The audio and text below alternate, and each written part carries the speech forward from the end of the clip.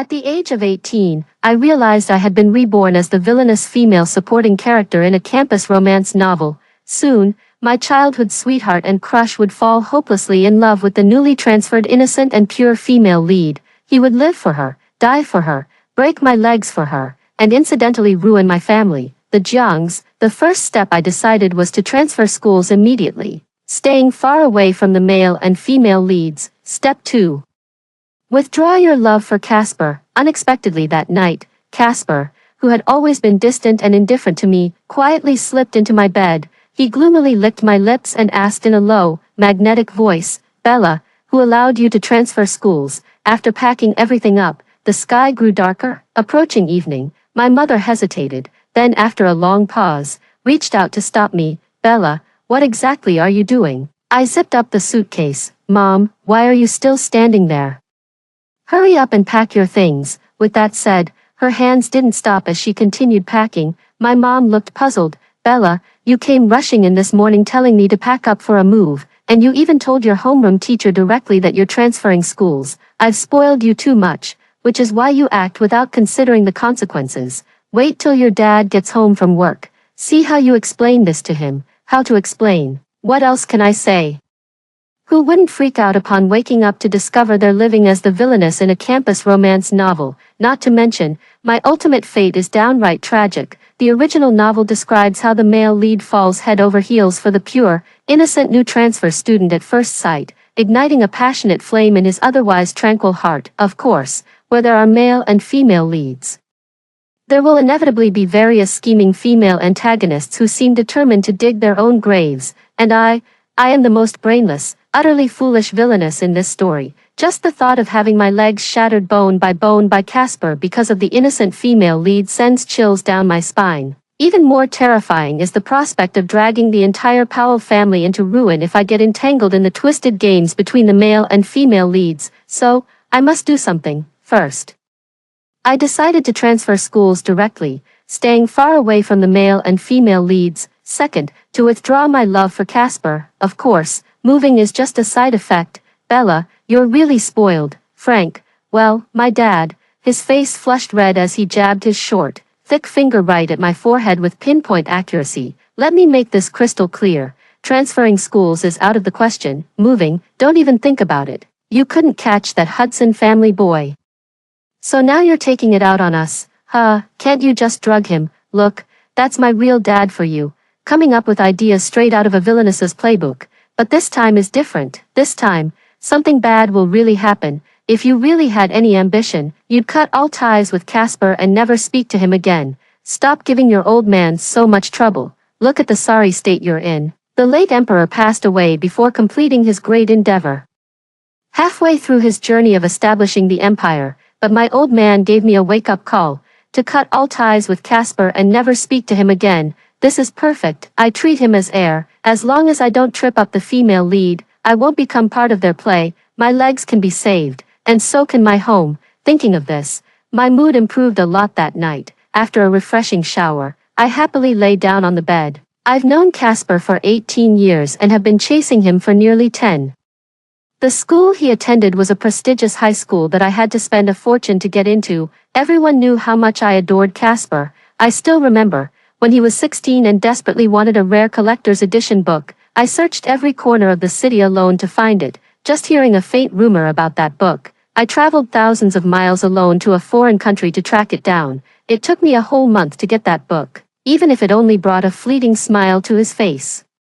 I was more than willing. He doesn't love me. That's beyond doubt. I can't warm his heart. That's also obvious. In the setting of this book, childhood sweethearts simply can't compete with a sudden new love interest. I reached out my hand, silhouetted against the faint moonlight scattered in spots across the darkened room. "Casper, from now on, I won't be your simp anymore." A jade white, slender hand firmly interlaced its fingers with mine in a perfect clasp, before I could even cry out. A flash of blue, carrying a refreshing breeze, slipped straight under the covers. Another hand firmly sealed the scream that was about to escape my lips. "Bella, who gave you permission to transfer schools? Bella, whose lapdog are you trying to be?" My eyes widened suddenly, as if struck by lightning. Without waiting for my response, lips tinged with a faint minty scent brushed against the corner of my mouth. under the moonlight. I saw the gloomy look in Casper's eyes, at this moment. His noble and handsome appearance seemed more terrifying to me than any demon or ghost. He's here to take my life. I began to resist violently. Casper tightly clamped his long legs around mine, and due to the intense shaking, I sensed something was amiss. He was panting softly, and I became aware of something growing increasingly hard against the small of my back. "Bella, keep moving if you dare," he whispered near my ear, his tone making it clear he was in a rather good mood. "Pervert." I had no idea Casper had this side to him. I really want to scream, but I'm afraid he'll get even more perverted. "Casper, have you lost your mind? Who knows if this guy's been body snatched or something?" "Bella, you still haven't answered my question. How dare this bastard even ask? What's wrong with me transferring schools? My grades are so bad. I was at the bottom of the entire school there. If I'm not your simp, does that mean I have to be someone else's simp? I'm Bella. Rich and beautiful, with admirers lining up all the way to France." He chuckled softly, his voice seductive yet concealing a barely perceptible hint of anger, but I could feel it. No choice. Back then, I used to overanalyze even the punctuation in his texts. "Bella, I can tutor you, Bella. If you don't want to be a simp, then don't be one." It's strange, really strange. The current atmosphere is even more confusing to me than when I found out I was the villainess this morning. Casper must be possessed by some evil spirit, but I'm still scared.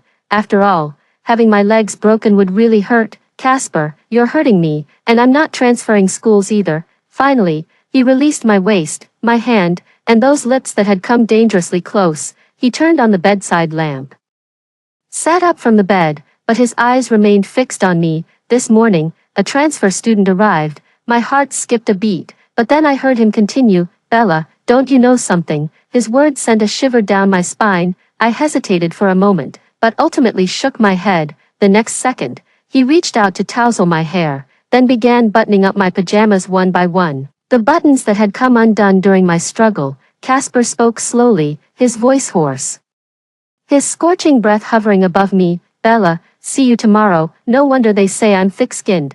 After all that, I still slept like a log. I've made up my mind. No matter what happens tomorrow, I'm staying far away from the male and female leads. The next day, damn it, this is ridiculous. I slammed the table hard. The delicate female lead beside me, who had been resting with half-closed eyes, was so startled she nearly fell off her seat. Damn it. Why did the teacher assign the female lead to sit next to me after just one day of my absence? Does she think I won't die fast enough? "Bella, what's wrong?" I immediately put on a fawning expression. "Did Julia scare you?" "It's all right, go back to sleep." As soon as these words were spoken, the previously noisy classroom instantly fell silent, of course, except for Casper, who was pursing his lips and lost in thought, staring at me with an inscrutable gaze the moment I stepped in. "Bella, did you get your head stuck in a door? Why are you so polite today?" The cocky young punk Devin, acting like a total idiot in front of me, is also my childhood friend who grew up alongside me and Casper. Of course, he's also the deeply affectionate school bully and second male lead in this cliched Mary Sue melodrama. This guy gets to be the devoted school bully and second lead, while I'm stuck playing the villainess. Life really isn't fair. What's with that look? "Let's check out the new bar after school." Devin plopped down, nearly shoving me off the seat. I rolled my eyes at him. "Not going, no way. It won't be fun without you." He reached out to poke my cheek. A slender yet sturdy arm abruptly interposed itself between me and Devin. Looking up, I saw Casper squinting with a smirk, though the smile didn't reach his eyes, sending an inexplicable chill down my spine. "Bella, why didn't you invite me when you guys went to the bar?" I hadn't even planned to go yet. I cautiously shrank back toward Julia's direction. "You have to go. I've already reserved a booth at Twilight. If you don't come, we're done." Devin shouted carelessly. "What? Twilight? Isn't this the place where the innocent female lead worked, only to be drugged on her first day, then had a fateful encounter with the male lead that sealed their relationship?" After this ordeal, it laid a solid foundation for the heart-wrenching love story between the male and female leads. With a complicated expression, I looked at Casper, recalling those absurd plot twists, feeling a pang of bitterness in my heart. "Bella," as if noticing my troubled expression, Casper reached out and gently touched my face. "Are you feeling unwell, Bella? What are you guys?" A big question mark appeared in Devin's eyes. "The female lead is still here." I immediately reacted and escaped from Casper's grasp. Devin, when are we going later? Casper, whom I had thrown aside, coldly withdrew his hand and let out a light laugh. Watching him return to his seat, Devin finally spoke. Bella, did you two have a fight? Normally, you wouldn't even wash your face all night after Casper touched it, and now you're actually avoiding him. If you don't know how to speak properly, just shut up. Given how this book forces me to follow the plot, even if I try to escape now, it'll just come back to bite me in another way. Just face it directly and get it over with. At most, I'll close the door for them when the male and female leads are playing around. Okay, don't just focus on eating. Come have a drink. Devin handed me a glass of low-alcohol fruit wine and snatched the plate of fruit from my hands. I was just about to speak when Casper stopped the drink Devin handed over and casually placed the fruit platter in front of me. Are you guys playing hot potato or what? Casper, did you come here just to watch the drama, not even drinking? Casper gave a nonchalant, and said, we'll watch you drink. Are they making a fool out of him? Devin helplessly spread his hands. Fine, fine, if you won't drink, I will. Sitting to the side, my mind began to wander far away. Soon, it would be time for the female lead to make her entrance. Sure enough, not long after, a private room nearby opened, and a young woman in bar uniform stumbled out, followed by several men who clearly looked like villains. The girl's delicate face was filled with defiance and a flush. It was Julia. Here it comes, one of the most thrilling plots in this book. I sat back comfortably, watching eagerly with burning eyes fixed on the female lead. Help, help me. Julia stumbled and fell to the ground before us. Casper lowered his gaze, staring expressionlessly at the woman in front of him. Devin was somewhat surprised. Isn't this Julia, the new transfer student in our class? Julia gasped softly as the man behind her grabbed one of her arms. You little bitch, how dare you scratch me? What's the big deal if I touch you a couple of times? It was a line perfectly fitting for a villain. Julia looked on the verge of tears, pitiful enough to tug at anyone's heartstrings. Who could resist this? I picked up the wine glass and splashed it just like that. The other person froze for a moment before immediately cursing loudly. Involuntarily, I glanced at Casper. Did I just steal the male lead's moment by playing the hero to save the beauty? I saw him looking at me with some amusement, then suddenly reaching out to pull me over before grabbing a bottle and smashing it over that guy's head. See that, Bella? This is how it's done. What a fierce and exhilarating fight. Those thugs were under Casper and Devin's feet in less than 5 minutes. What about her? Devin tilted his head, chin gesturing toward Julia, who was still sprawled on the couch, gritting her teeth and panting. Isn't it obvious? Following the plot's progression, it's time for supporting characters like us to exit the stage, so the male and female leads can find a place to have their fun. Well, go ahead, you take her to the hospital. Casper lifted his eyelids and casually tossed away the wet wipe he'd been using to clean his hand. Wait, bro. Why are you stealing my lines as the villainess? A large hand forcefully gripped my wrist. Casper, you've brought the wrong person. He paused, turned around, and bent down to whisper in my ear, his breath scorching hot. Bella, stop struggling. I can barely hold back anymore. I feel like it's not the female lead who's been drugged, but you. Casper shoved me into his Pagani, and I tried to wriggle my way out. Bella, if you keep this up, I won't mind doing it in the car. Petrified, is there something wrong with my ears? Why is this person only speaking in words I can't understand, like they're all pixelated? I could only pout and obediently sit down. He tugged at his shirt collar, the car speeding along as his cheeks flushed red. I was trembling slightly. Ever since awakening, I've noticed Casper seems a bit different from how he used to be, like that time he climbed through the window, or this time abandoning the female lead. The plot was clearly set up to save the female lead first, then deepen the emotional connection. But what is this now? The car gradually slowed down, the Pagani came to a stop, and Casper, panting heavily, opened the door. Through the car window, there was an unfamiliar 2-story Western-style house. Bella, come out. I shook my head. I don't believe a word you say, you sneaky Casper. His eyes darkened as he grabbed me with both hands, lifting me out like a helpless chick. Wah, Casper, spare me. I won't like you anymore. My body trembled, and the fear of having my legs crushed made me sob quietly despite myself. He paused slightly, then lifted me horizontally into his arms, his voice deep. Bella, don't be afraid of me, you can beg for mercy later. There's still plenty of time. Though his words were baffling, He held me firmly in his embrace. I lifted my head, my tear-filled eyes meeting his deep, longing gaze. Above him, the night was serene, with a few scattered stars emitting faint glimmers, bathed in moonlight. His exquisitely chiseled face made me admit that I was utterly spellbound at this moment. That night, I finally learned how to write the word regret. I clutched the embroidered quilt tightly in my hands. This wasn't supposed to happen in the plot. Clearly, it should have been the female lead's role, yet somehow it twisted its way onto me, the supporting character. Moreover, tonight's Casper was clearly not the normal Casper from daytime. I had a feeling he might be on something, and not just any drug. Top-tier aphrodisiacs. Distracted, Casper's lazy, husky voice came from behind me, the warm breath brushed against me, and I instinctively begged for mercy. And no, please, Casper.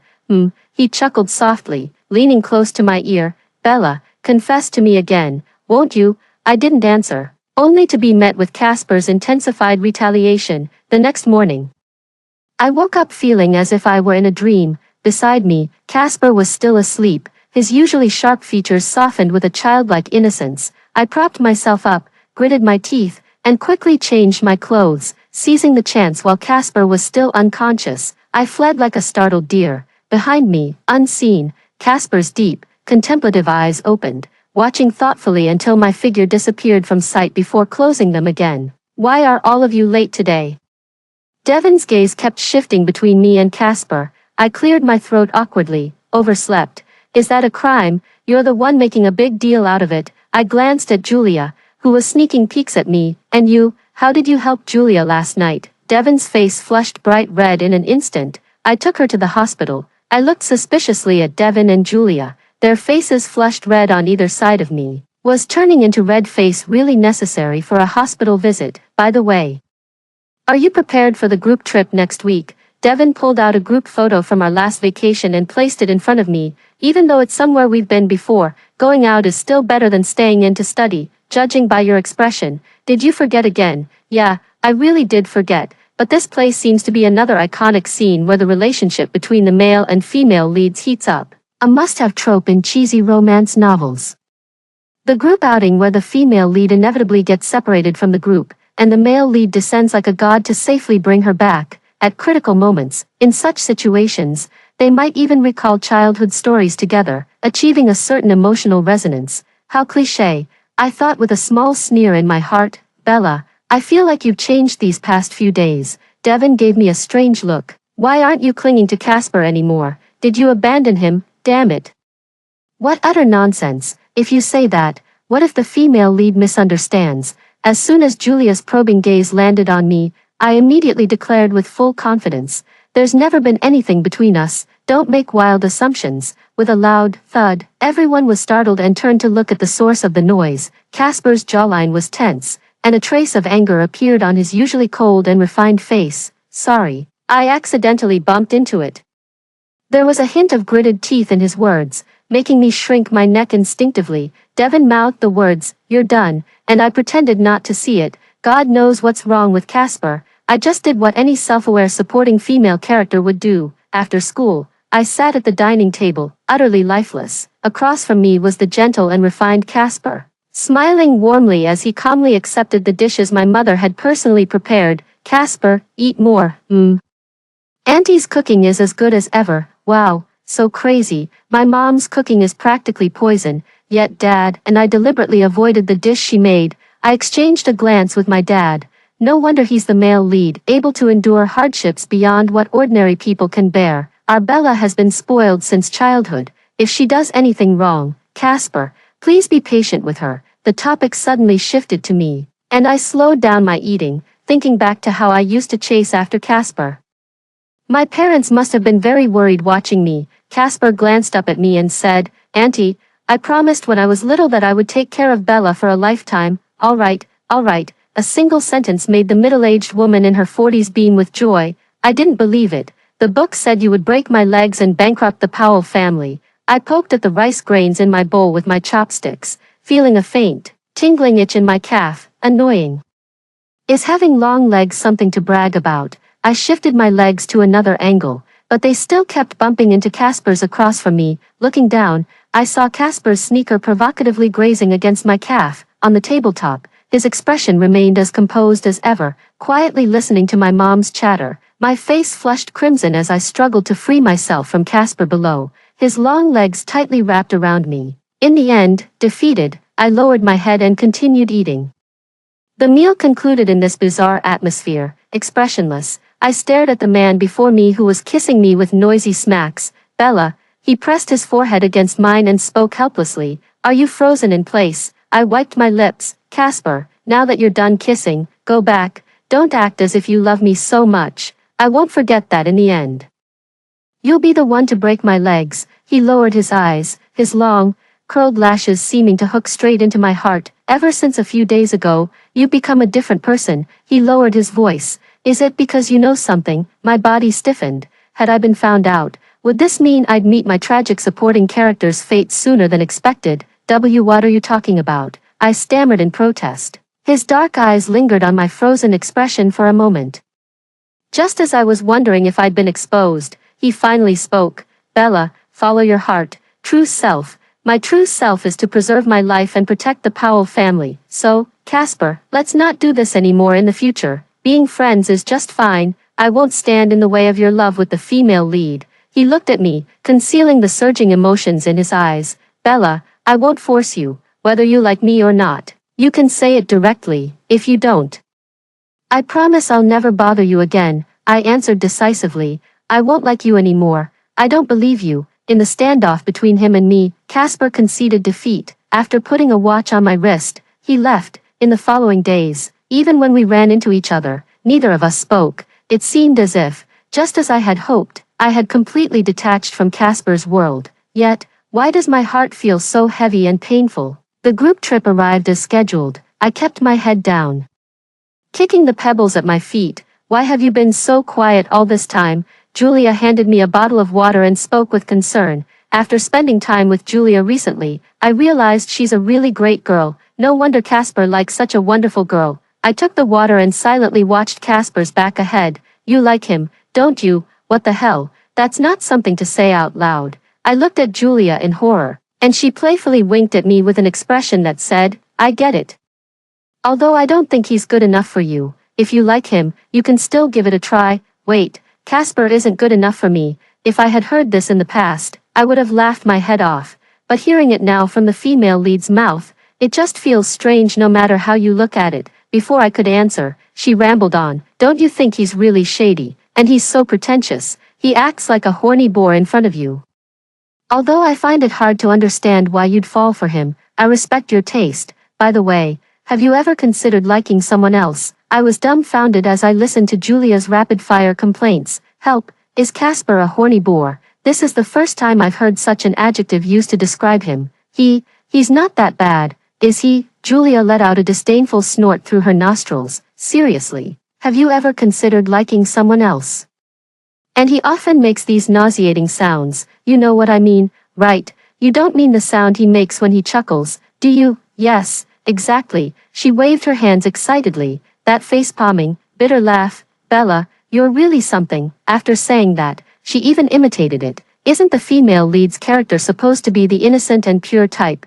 Why is there such a strong sense of madness mixed with silliness? What are you dawdling for? I can barely see you anymore. Devin, who was walking ahead, turned back and started mumbling at us. None of your business, Devin, we're coming right away. Being called out like that, Devin's expression became slightly awkward, and upon closer look, you could see his ears had turned pink. I told you not to call me that, didn't I? But I think it suits you perfectly. Fine, whatever. I stared in astonishment at the two of them getting along so well, especially seeing the usually tough Devin acting all shy and awkward. Suddenly, a scorching gaze fell upon me. I instinctively looked up. It was Casper standing not far away. His face was turned slightly, making his expression unreadable. Perhaps it was just my imagination. Why would he be watching me, on the soft and comfortable bed? I lay there staring at the crystal chandelier hanging from the ceiling. The sound of running water came from next door, followed by a sudden cry of, oh no.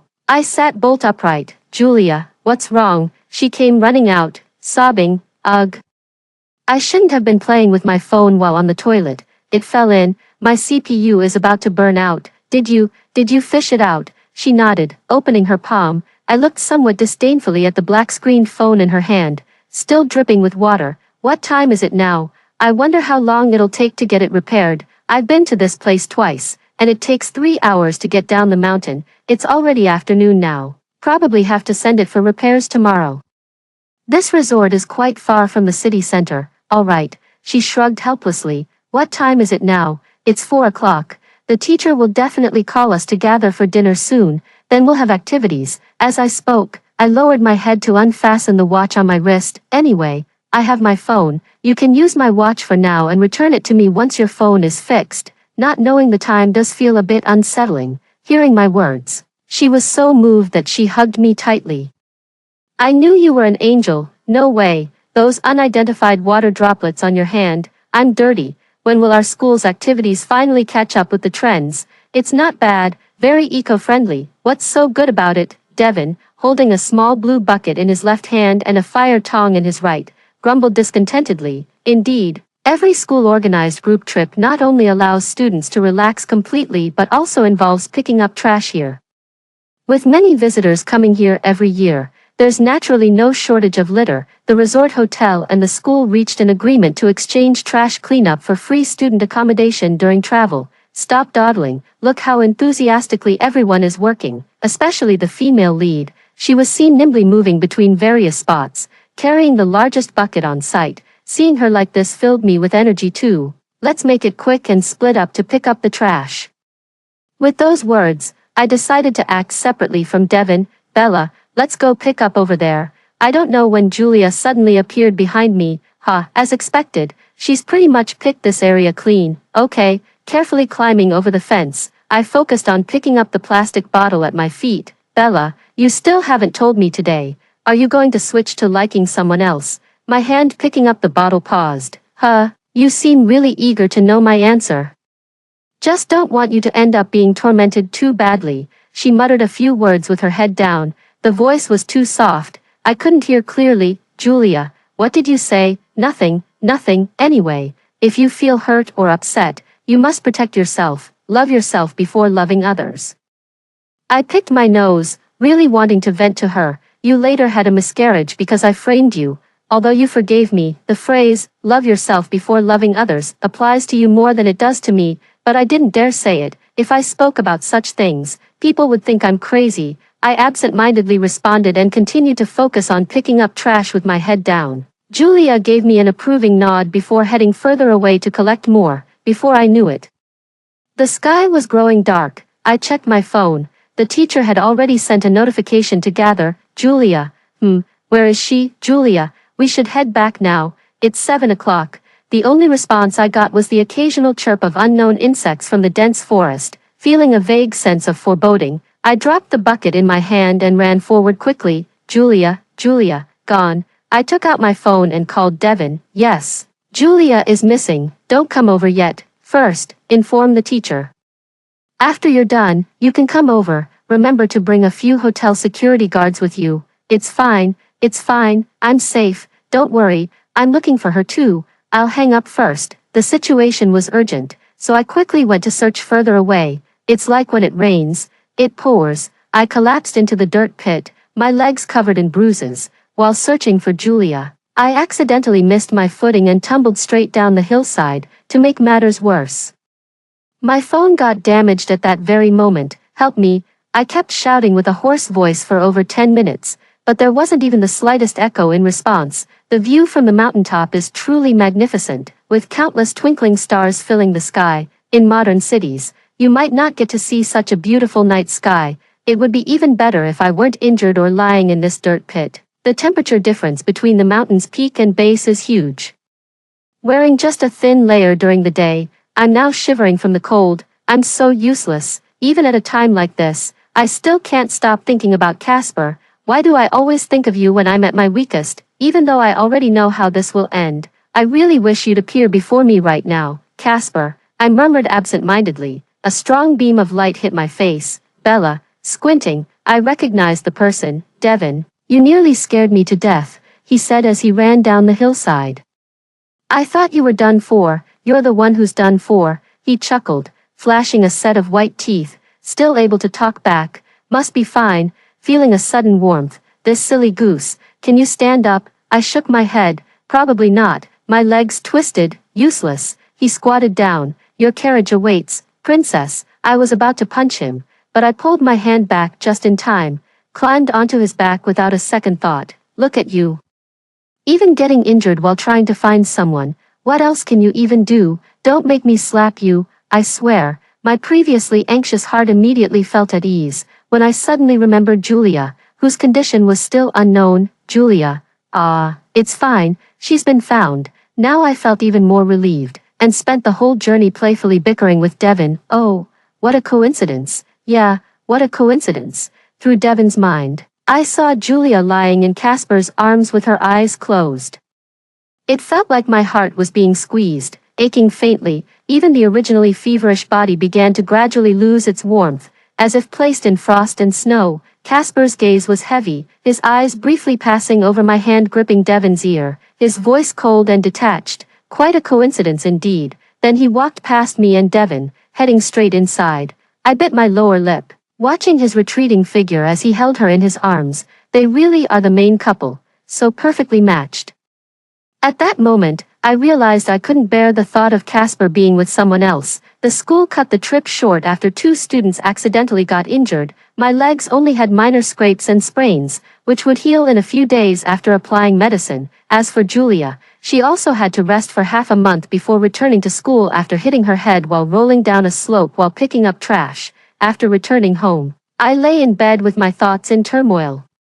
The door opened. It was my mom, Bella. She sat by my bed, hesitating to speak. Mom, what's wrong? After a long pause, she finally spoke. Have you ever thought about going to Italy? Your aunt and I have been discussing it. Half an hour later, I nodded in agreement. Sure, Mom, this is a great opportunity. I also want to work hard to improve myself. But don't you like Casper? He already has someone he likes. We're not a good match. Yes, he's the male lead. So of course he'll end up with the female lead. What am I? Just the villainous supporting character. Even if I awakened, his destined one would never be me. After experiencing that scene earlier, rather than watching him and the female lead being sweet together, it's better to leave this place, out of sight, out of mind. I didn't tell anyone about my decision to leave, not Devon, not Julia, and certainly not Casper. I hope you can be happy, after countless deletions and edits. In the last second before boarding the plane, I still sent out these few simple words. Goodbye, Casper. At the airport, a 188 centimeters tall, sunny and handsome young man with a puppy-like charm was playfully tugging at a girl's braid, laughing and joking. Damn it, let go, Leo, you're insane, furious. This jerk acts like he's got ADHD. Spending every single day of these 4 years in Italy gleefully messing with me, even after returning home, he still can't break this damn habit. No. I couldn't take it anymore, so I jumped up and slapped him. Don't think just because you're my cousin and 3 years younger than me that I'll put up with you. He covered his head with his hands, tears in his eyes. Cousin, you hit me way too hard. I turned my head and glared at him fiercely. Serves him right. Bang. At the corner, I collided with someone, instantly enveloped by a faint mix of tobacco and mint. Sorry. I looked up and lost my words. Casper has matured considerably compared to 5 years ago, his refined and well-defined features now appearing even more striking. Amid the bustling airport, many passers-by couldn't help but glance back at him repeatedly. What a coincidence, not a coincidence. The smile on his face froze. How could this person, after not seeing each other for 5 years, still be so blunt? Is that your boyfriend? He slightly lifted his chin, gesturing towards Leo. Yes, he is. He calmly lowered his head, his ambiguous breath brushing against his ear. Try lying to me again, I dare you, huh? Without waiting for my response, he scooped me up in his arms and carried me out of the airport in full view of everyone. See cousin, don't abandon me. Behind us, Leo's desperate cries echoed. It wasn't until I was shoved into the passenger seat that I belatedly realized what was happening. Casper, are you kidnapping me? He rested both hands on the steering wheel, the lenses of his glasses reflecting a glint of light. Kidnapping, not bad. It is a kidnapping, since you don't want your legs. I'll tie you to my bed until you can't get up. Me. The car speed was steady, but the words coming from Casper's mouth were so fast they made me dizzy. I stammered, why you? Shouldn't you be with Julia? I won't be kept by you. Casper glanced at me through his glasses. Sometimes I really want to see what's going on in your head, otherwise, how could you keep pushing people who like you toward other women? My heart betrayed me with its rapid beating, and the temperature rose uncontrollably. Someone who likes you mean likes me, Casper likes me. My head was spinning, and it wasn't until I was pressed onto the bed after getting out of the car that I finally realized. I hugged my chest defensively, asking, what are you doing? Casper's gaze was filled with longing. Bella, help me take off my glasses. Following his silent cue, I reached out with trembling hands to remove his glasses, the scorching heat of his body making my face flush red. He held my hand and kissed it lightly. Bella, let's talk. I sat up straight immediately, with Casper seated beside me. Have you awakened? Then, starting the conversation with a bombshell. You don't need to answer. I already know. He took out a cigarette. Then seemed to remember I was still there and put it out. I should have known back in your senior year of high school. That day, I awakened too. I was a bit shocked, thinking about it carefully. No wonder he climbed through the window that night, especially when he asked if I knew something. But you didn't answer. Driven by curiosity, I kept observing everyone, including you. Julia also awakened the day before transferring schools. Do you think this is a coincidence? Her beautiful eyes held emotions I couldn't quite decipher. I've noticed that some plot lines, no matter how hard we try to avoid them, we still end up encountering, like how you wanted to transfer schools but couldn't leave, or how Julia tried her best not to drink that spiked wine but still got forcibly made to drink it, and yet the watch I clearly gave you ended up in Julia's hands. The watch, I installed a tracker in that watch, and you gave it to her. I was nearly overwhelmed by these words. What did he just say? A tracker? I thought I was the first to find you, but instead I found Julia wearing a watch. The main storyline seems impossible to correct. It always circles back in another way. These words echoed in my mind once more. So back then, you were trying to find me. Yeah, Casper sighed. But the only one I found was Julia. I was going to leave right away. But seeing so much blood from the back of her head, I was afraid she'd die there. The tone sounded as if he really disliked Julia, just like how Julia disliked Casper. During those days back, I kept wondering if no matter what we did, the outcome would still be the same. I didn't come to see you because I wanted to handle these matters first. A few days later, the teacher brought news that you had taken a leave of absence from school. No, to be precise, you transferred to Italy. His gaze, filled with grievance, lingered on me quietly. A sense of guilt welled up inexplicably. Bella, I don't want to lie to you. After you left, I didn't go looking for you right away. I went to find Julia. The rest of the story, I pretty much pieced together. In short, it's about a male and female lead who initially can't stand each other but eventually join forces to resist the plot of the story, especially in the female lead's frenzied pursuit of Devon. She forcefully elevated the original second male lead, the school bully, to the status of the main male lead. To achieve this outcome, they struggled for nearly 4 years. During my time studying abroad, they also did their utmost to break free from the constraints of this storyline. You were truly radiant in Italy, Bella, not just surviving as the villainess, but truly living the life you wanted. I'd fly to see you every other week. Pathetic, isn't it, sneaking around? Too afraid to even show my face. Before completely breaking the plot, I'd rather we maintain this distance. Since awakening, I've remained soberly watching my own downfall. I don't want to be your sun, I want to be your moon, accompanying you through every difficult night. I've been wondering, if we're destined to part, then what's the meaning of our meeting? If you and I remain unawakened, it would be fine to be mere puppets in the book.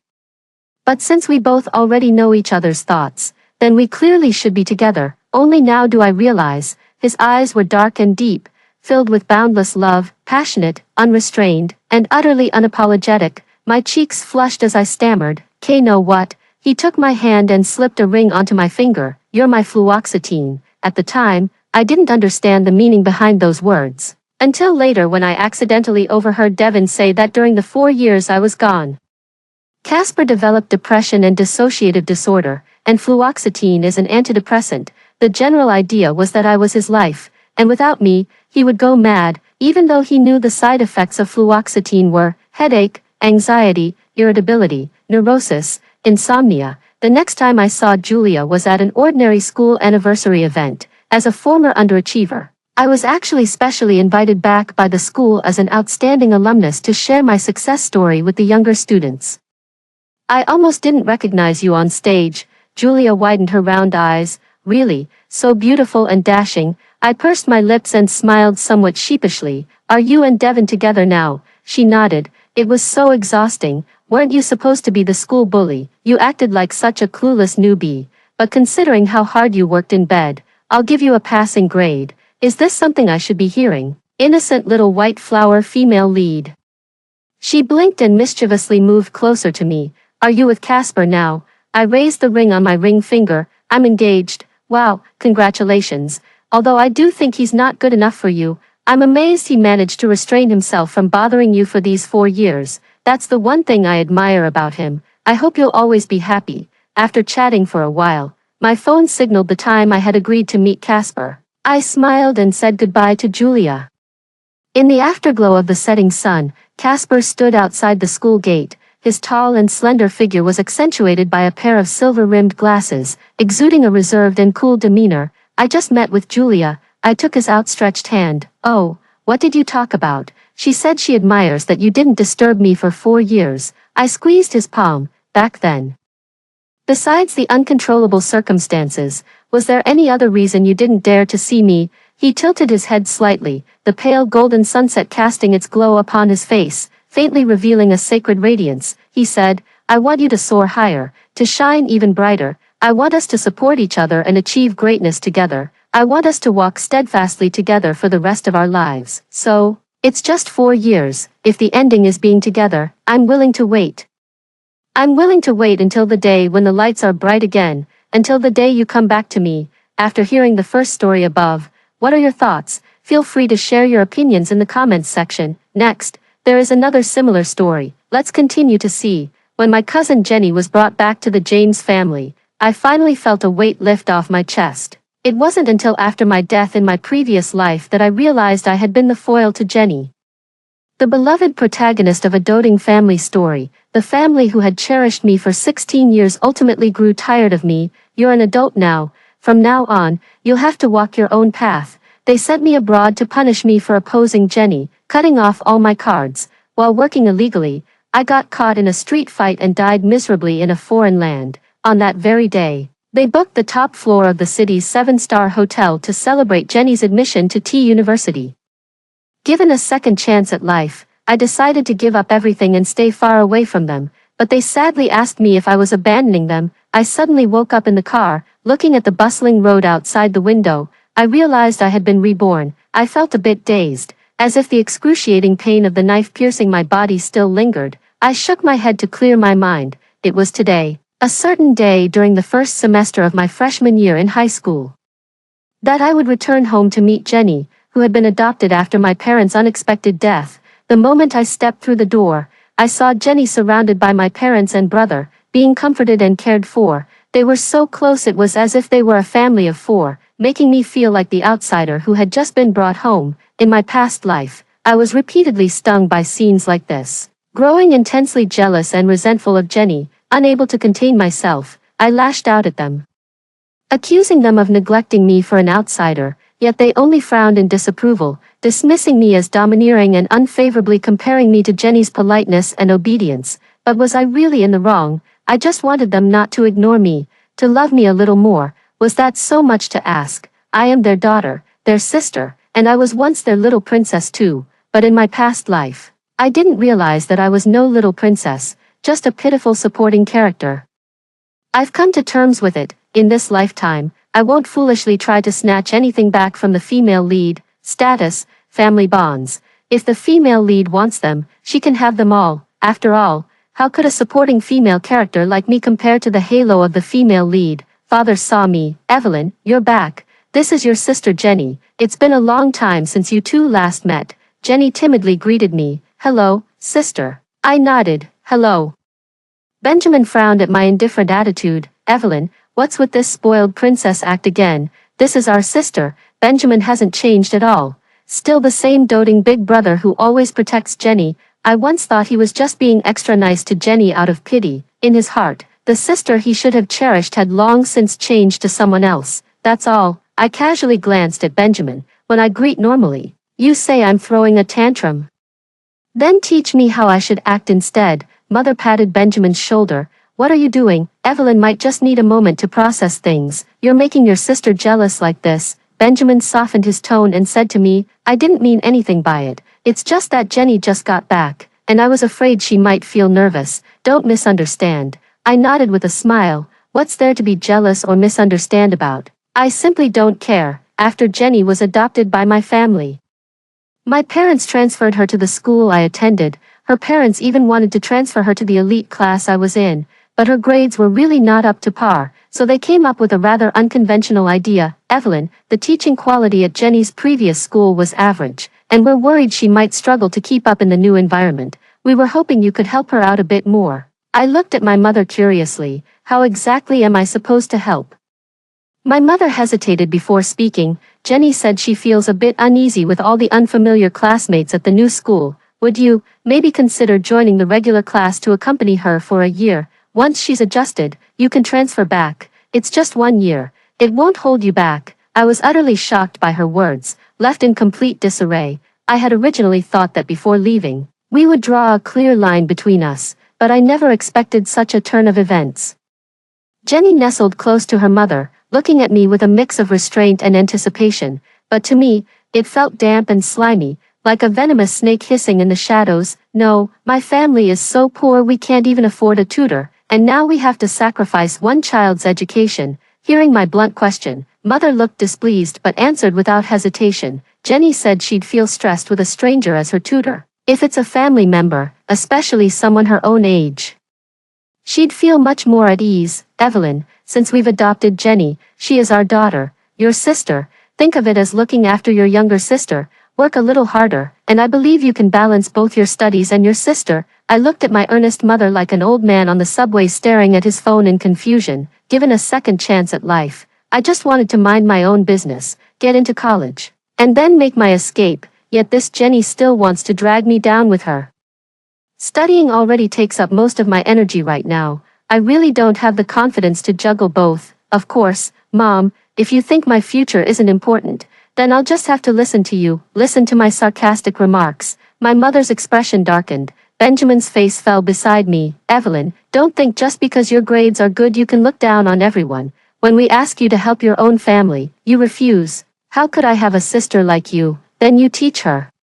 It's not like I'm the only one Jenny's age in the family. Why don't you just repeat a grade to stay with her? It's just 1 year anyway, and I'm sure you can handle both. You, Benjamin's face turned red with anger, with red-rimmed eyes. Jenny spoke up in front of everyone. Forget it, don't force her anymore. Her voice choked with emotion as she said, I'll go rest in my room first. She silently walked toward the stairs. My father, who had remained silent all this time, looked at me coldly. We've spoiled you too much before, fostering this selfish and self-centered personality of yours. So your standard is that not sacrificing oneself equals selfishness. Then I wonder what you'd call demanding others to sacrifice for your own satisfaction in your mind. Have you said enough? My mother lost her temper. If you don't want to, then don't. Must family members always fight to see who wins? Bang, went the sound. Jenny collapsed to the ground. Jenny, Benjamin rushed over anxiously to help his precious little sister up. Jenny has a heart condition, but it's not usually serious enough to cause her to faint. The three of them hurriedly took Jenny to the hospital. Before going out, Benjamin warned me, if anything happens to Jenny, I won't let you off.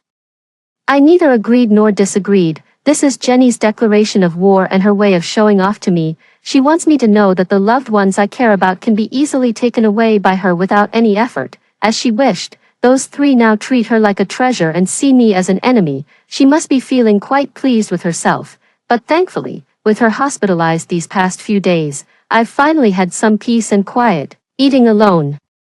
Even the usual dishes I'm accustomed to taste exceptionally delicious. However, I can no longer rely on the James family for my future. I must study hard to carve out my own path. So, I've been putting in 120% more effort than usual. So I work hard on practice problems every day, with single-minded focus. That day, just as I was immersed in a sea of problems, my door was suddenly flung open. Benjamin walked right in and snatched the textbook from my hands.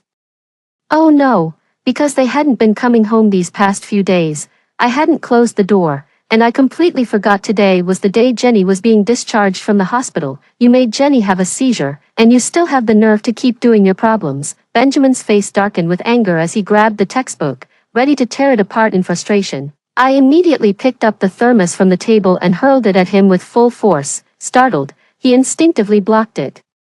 Letting out a sharp cry of pain, the textbook fell to the ground. Benjamin covered his right hand and looked at me in disbelief. Evelyn, are you crazy? I'm your brother. Jenny just got out of the hospital. What are you two doing again? Hearing the noise, Father came over and frowned at the scene before demanding an explanation. Of course, most of his dissatisfaction was directed at me. After all, before Jenny went to the hospital, he had already called me selfish and heartless. And during the days she was hospitalized, I never once showed up. Benjamin went crazy, barged in, and tore up my books. I picked up the textbook and said calmly, Dad, no, I was just so angry at Evelyn for being so heartless and wanted to teach her a lesson. What right do you have to teach me? Because I'm your brother. Enough. Father's face darkened as he suddenly snatched my book again, tearing it to pieces in a few swift motions before throwing it on the ground. Your brother was right about one thing. You're too heartless. You deserve this lesson. I looked up at him, feeling an inexplicable sting in my nose, but I would never cry in front of them, never. What are you looking at me for? Think carefully about how cold you've been to your family. Family, I laughed. A family that's worse than strangers. Slap. Father slapped me across the face, furious. Say that again. Benjamin stood there dumbfounded, as if he couldn't comprehend what I was saying. My temper flared up instantly. I had no intention of playing the long game, nor did I possess that kind of patience. Even if you beat me to death, I'll still say it. In my eyes, you all are. Don't you dare say it. Goodness, what's going on here? My mother rushed over at the noise, took one look at the situation in the room, sighed, and pulled my father out. Benjamin, you go out too. Don't stay in your sister's room anymore. Benjamin regained his usual expression and glanced at me as he left, sneering. Weren't you so capable just now? Ha, so this is my so-called brother, bound by blood thicker than water. My slightly calmed mind suddenly flared up again. I abruptly opened the drawer, grabbed a utility knife, and pointed it at Benjamin. Get out. Both Benjamin and his father were stunned by me, their faces turning pale. Goodness, Evelyn, what are you doing? Mother screamed. All right, Benjamin.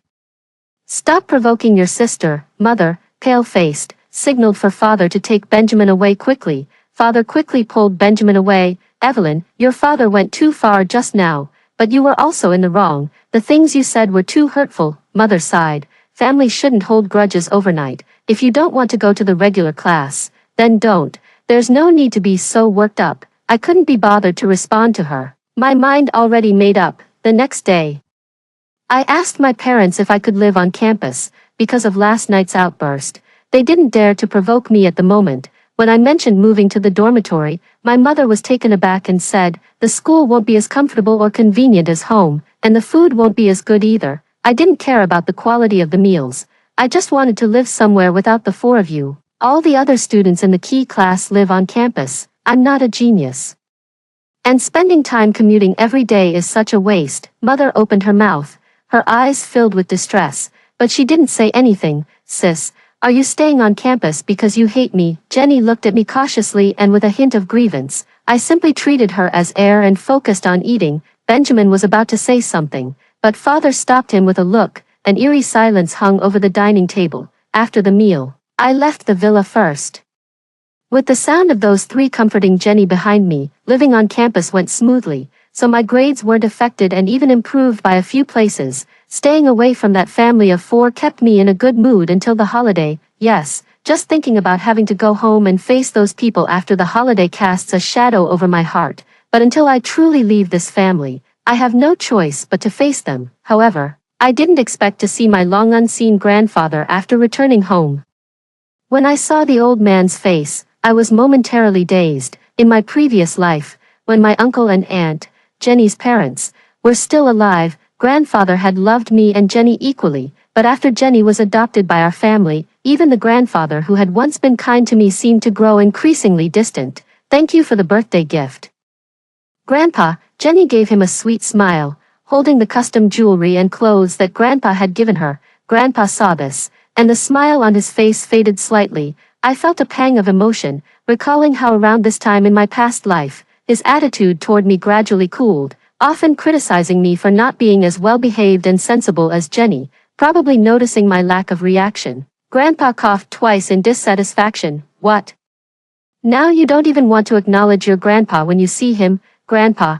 I greeted him and planned to go upstairs to do some practice problems. Actually, I had originally intended to take a break, but seeing them, I'd rather just keep solving problems. Evelyn, Grandpa is right here. Why are you going upstairs? Benjamin insisted on holding my hand, refusing to let go. Does he want me to stay and play along with their happy family act? Grandpa shook his head. This child is so stubborn. But Evelyn, behaving like this really isn't endearing. Even family won't tolerate you endlessly. I chuckled lightly. That's exactly what he said in my past life.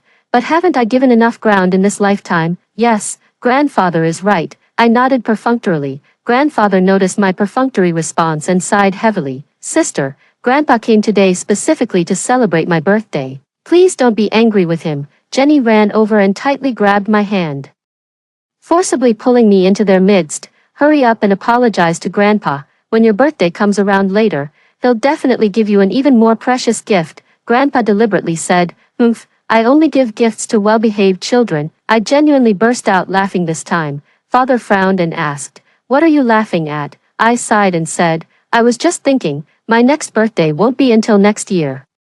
Planning what gift to ask Grandpa for a whole year in advance is way too early. Everyone except Jenny froze in place. They probably remembered that my birthday had already passed some time ago, and for the past few months, everyone had been too busy caring for Jenny to remember my birthday that day. Benjamin muttered, isn't that because you chose to live at school? Blame us. All right, Benjamin, stop talking, Mother scolded. She should naturally understand that even if I was at school, picking me up that day or at least sending me a birthday message on my phone wouldn't have been too much trouble. Jenny lowered her head. Sorry, sis. Mom and Dad were so busy with my matters that they forgot your birthday. Please don't blame them. I'm not blaming them. I never expected them to remember in the first place. Grandpa's cane tapped the ground. Watch your tone. Don't you remember all the birthdays they celebrated for you over the past decade?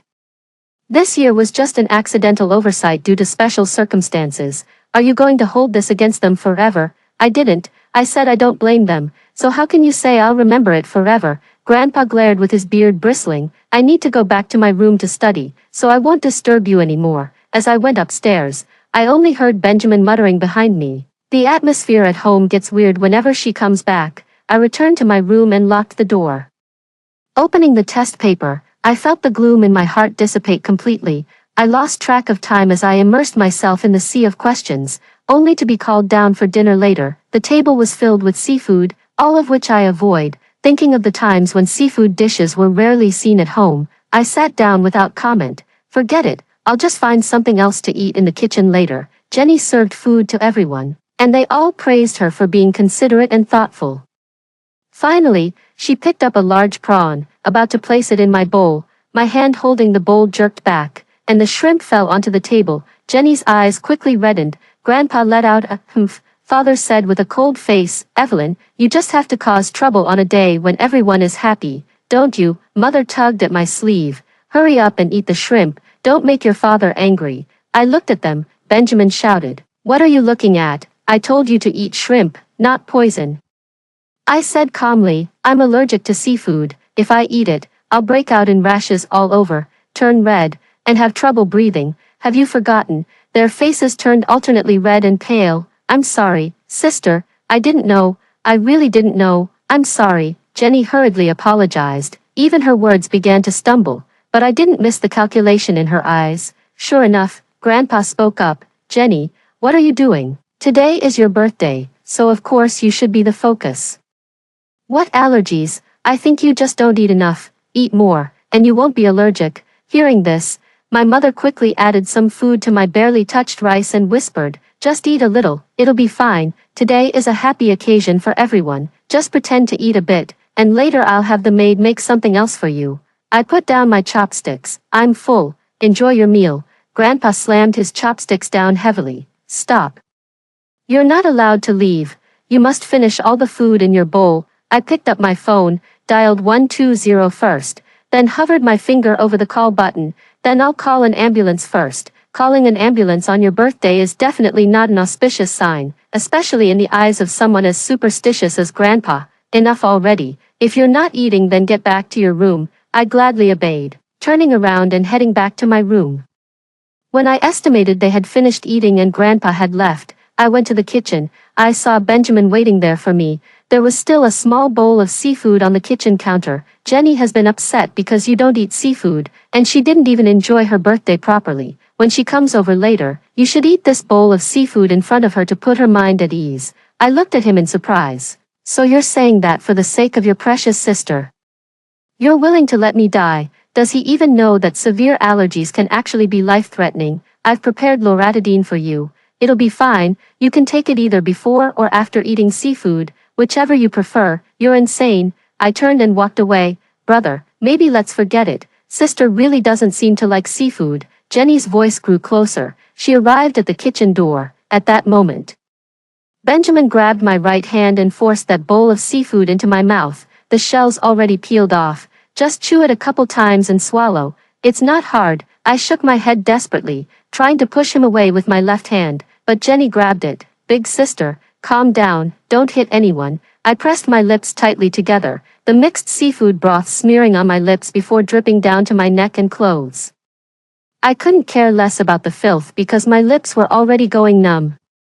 All your certificates and awards from childhood are in my possession. Eat it obediently, and I'll return them to you. Otherwise, Benjamin's threat echoed in my ears. My mind buzzed. Those were the records of my childhood experiences and hard-earned achievements, all carefully preserved by me. Only Benjamin knows where I hid it because I personally told him back then, saying it was a secret between us siblings. In that brief moment of hesitation, a small piece of meat and some broth had already entered my mouth. My mouth immediately felt dry and bitter. My chest seemed to tighten, and I started feeling nauseous. My body instantly broke out in an intense, prickly itch. I suddenly woke up and kicked Jenny first. Jenny was caught off guard as I kicked her toward the door, letting out a scream. Jenny, Benjamin didn't have time to keep forcing me to drink, quickly setting the bowl on the counter before rushing to support her. I gained my freedom and quickly spat out everything in my mouth onto the ground, coughing and retching several times. Calming down, I suddenly felt a surge of anger. Evelyn, are you crazy? Why did you kick Jenny? I picked up the seafood bowl and dumped it on Benjamin's head. The seafood and soup were all over his head, making him look quite ridiculous. He stood there in confusion, as if he didn't understand what had just happened. When he came to his senses, he was suddenly, Before he could react, I kneed him in the groin. He clutched his groin and collapsed to the ground with a scream. I lunged forward and slapped his face repeatedly, grabbing his hair as I snarled, "How dare you try to harm your own sister? Are you even human?" Seeing me suddenly go crazy, Jenny started screaming like a squeaky chicken again. "Mom, Dad, come quick. Brother is about to be beaten to death by sister." Benjamin, being a man, was naturally stronger. By the time I realized what was happening, he had already grabbed my hand and pushed me away. Just as I was about to fight back, my parents arrived. "What are you doing? Your precious son is trying to kill me just to please his darling sister. I'm begging you, for the sake of all these years I've called you Mom and Dad, just give me the household register and let me leave the James family." "Bullshit. I just wanted you to try some seafood. How is that murdering you? A little is disgusting enough, let alone a whole bowl of it. Forget it. It's just a small matter." Mother began to smooth things over. "Evelyn, you didn't actually eat it, did you? Just apologize to your brother and let it go." "Apologize?" I laughed in anger. "Why should I apologize to this murderer? What are you talking about?" Mother was furious, calling him a murderer. "How could you say that?" Benjamin said coldly. "Forget it, Dad. There's no point talking to someone who can't tell right from wrong and has no family feelings. Everyone else is fine. Why is she the only one making a fuss? I don't dare acknowledge such a sister anymore." His face was bruised and swollen, his hair a mess with 2 clumps I'd pulled out, and his eyes burned with rage. What's the matter with you preparing loratadine? And I don't dare to think of you as a brother either. What kind of brother would exploit my trust to steal my certificates and threaten me with them?" Benjamin's eyes flickered slightly. "I was just trying to scare you. I wouldn't really tear them up." "Enough, Father stopped us. "Go clean yourselves up first. We'll talk about the rest later." In the end, my parents naturally didn't give me the household registration booklet. which was to be expected since I wasn't even 18 yet and couldn't become independent. The only comforting thing was that I managed to retrieve those certificates of merit. That evening, my mother came to my room to console me, still insisting that I apologize to Benjamin, saying there should be no grudges between family members overnight. I remained unmoved and said I'd apologize if they gave me the household registration booklet in return. Seeing that I remained unmoved, Mother could only shake her head with a dark expression and leave. A month later, my parents planned to host a banquet to officially announce the adoption of Jenny. Since school hadn't started yet, they specifically demanded my attendance to present the James family as harmonious to the public. Truth be told, neither Benjamin nor Jenny wanted me there. Ever since the incident last time, they had been looking at me with gloomy, venomous eyes, as if I were their sworn enemy. However, they couldn't resist their parents' desire to save face and were forced to put on a show of sibling harmony. At the banquet, Jenny wore the jewelry and gown gifted by her grandfather. Radiant and dazzling, she accompanied her grandfather as he introduced her to the business tycoons present at the event. Everyone showered them with compliments, and her grandfather couldn't stop smiling with joy.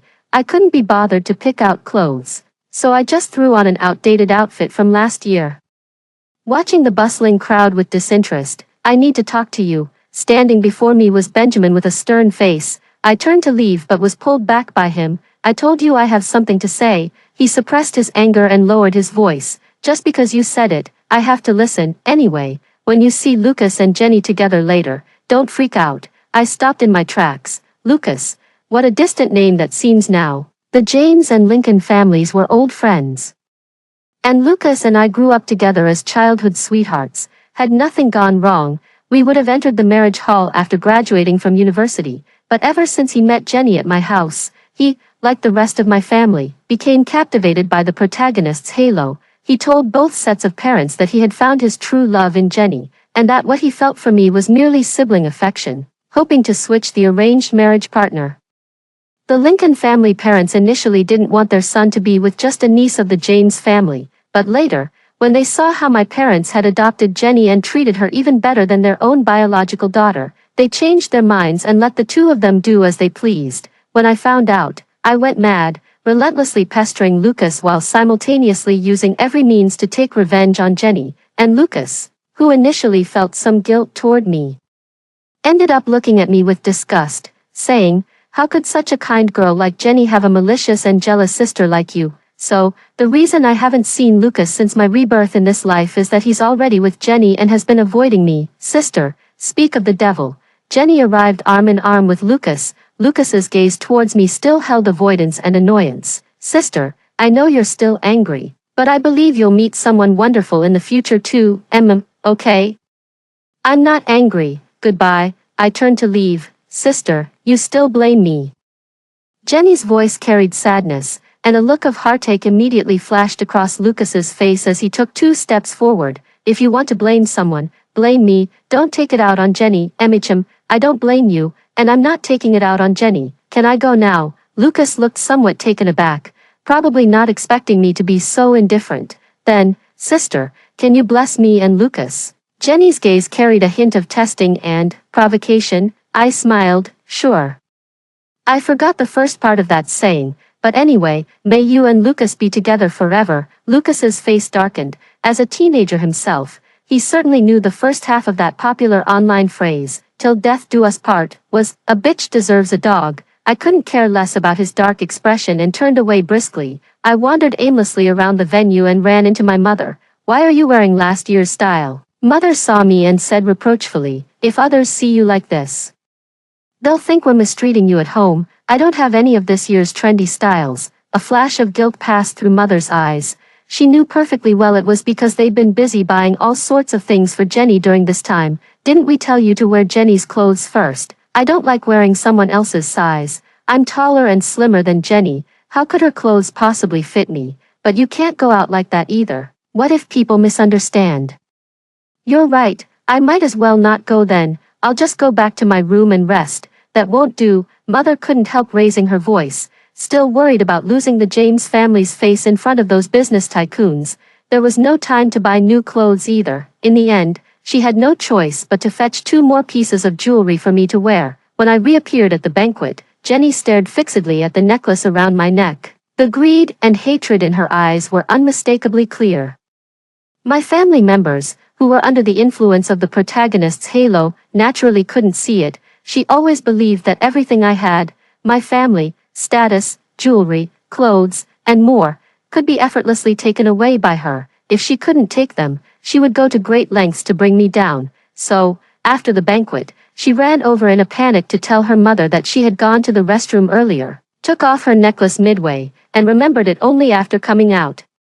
When she went back to retrieve it, she found the necklace missing from the sink. I rolled my eyes skyward. The scene from my past life was replaying. I watched as everyone comforted her, and suddenly, she turned to me in tears and said, "Sister, I know you're upset that Grandpa gave me such an expensive gift and not you. If you like it, I can buy you jewelry of equal, no, even higher value. But this set Grandpa gave me is truly precious to me, so please, can you return it to me?" Upon hearing this, Grandpa immediately scolded me, "Hurry up and give it back. The daughter of the James family has learned to steal. How disgraceful if word gets out." Benjamin gloated with a humph. "Isn't it just jealousy because Jenny got a gift from Grandpa?" Father looked utterly disappointed. "If you wanted something, you could have told me. Why resort to stealing?" Mother pressed down on my head. "Apologize to Grandpa and your sister right now." Though this was already the second time.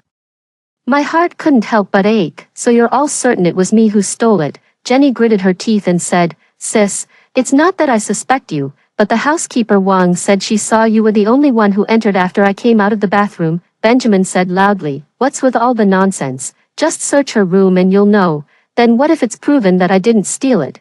Then I'll give you a set of custom jewelry too, and you can make any requests you want." Grandfather looked stern and imposing. "No need," I said calmly. "I just need Grandpa and Mom and Dad to agree to one condition of mine." They all looked puzzled but agreed nonetheless. Finally, Benjamin found Jenny's necklace in my room. Before Grandpa and my parents could get angry, Jenny was the first to step forward and play the good person. "Forget it. As long as the necklace is found. I believe Sister just acted impulsively. Jenny, you're just too kind. Have you forgotten how she's been making things difficult for you since you came to this family?" Benjamin glanced at me disdainfully. Grandpa was furious. "Evelyn, you kneel down and don't you dare get up without my permission." My parents also urged me to quickly kneel as Grandpa said. I sneered. "I'd also like to know how this necklace ended up in my room." Mother slapped me. "How dare you still deny it at this point?" I touched my burning right cheek and smiled. "That's great. Last time Dad hit my left cheek, and this time Mom hit my right cheek. Now it's complete. What's the point of saying all this now?" Father's face turned livid. I took out my phone. Just before the banquet ended, my front camera started recording, and it continued until Jenny said her necklace was missing. "You can check whether I've actually been to the restroom or returned to my room during this time.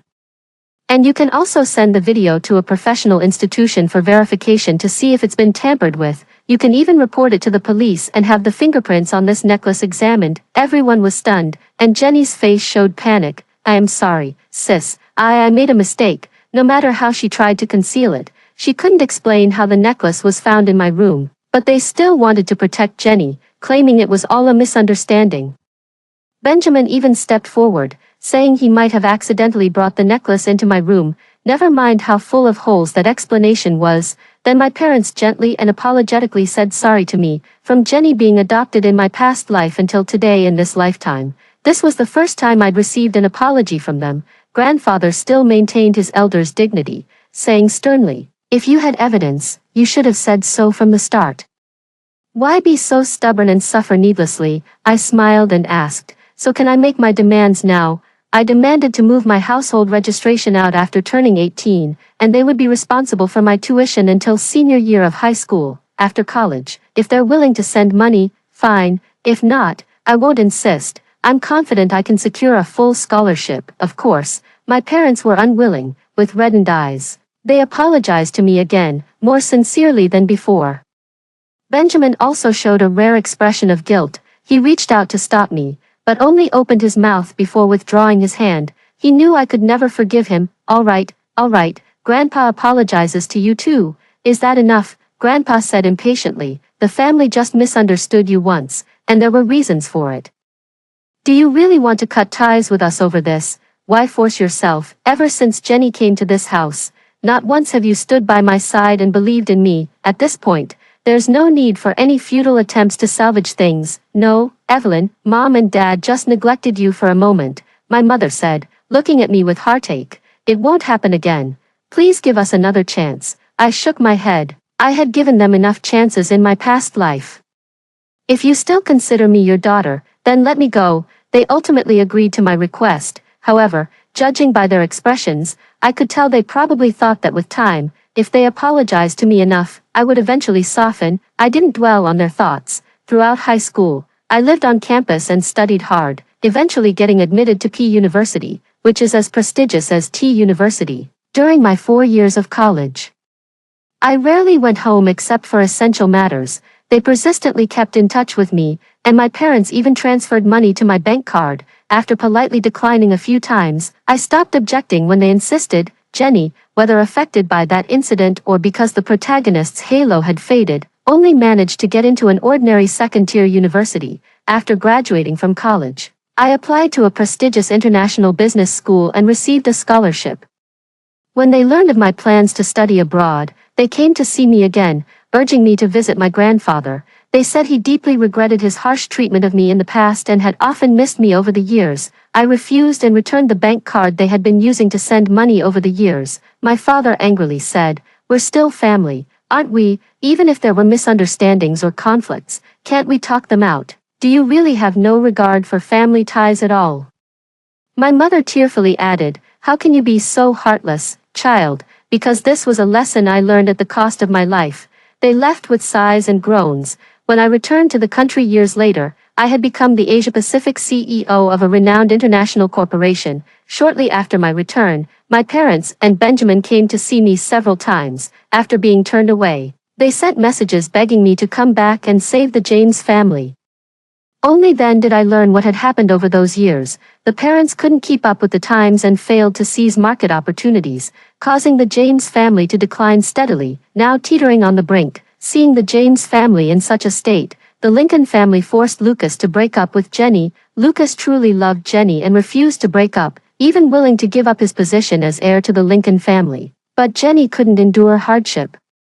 Seeing that the Lincoln family even promoted a bastard son to the heir position without asking Lucas to return, she dumped Lucas. Lucas slunk back to the Lincoln family, but the illegitimate son was a ruthless character. By the time Lucas returned, the bastard's position was already secure, and it seemed Lucas would be marginalized forever. Jenny didn't return to the James family. Instead, she became a mistress to some rich old man.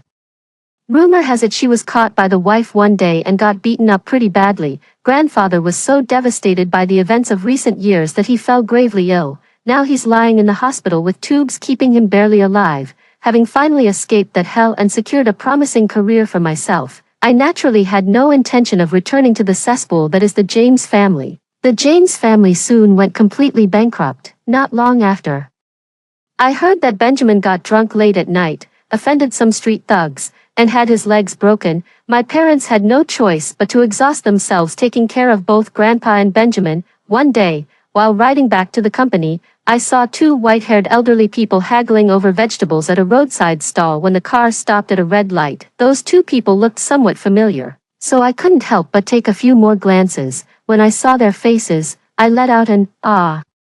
The driver asked me, "President Evelyn, it's nothing." I turned my face away, no longer looking at them. The traffic light turned green, and the car drove off, getting farther and farther away. After hearing the two stories above, what are your thoughts? Feel free to share your opinions in the comments section. Looking forward to hearing from you. If you liked this story, don't forget to like it, share it, and subscribe to my channel. See you next time.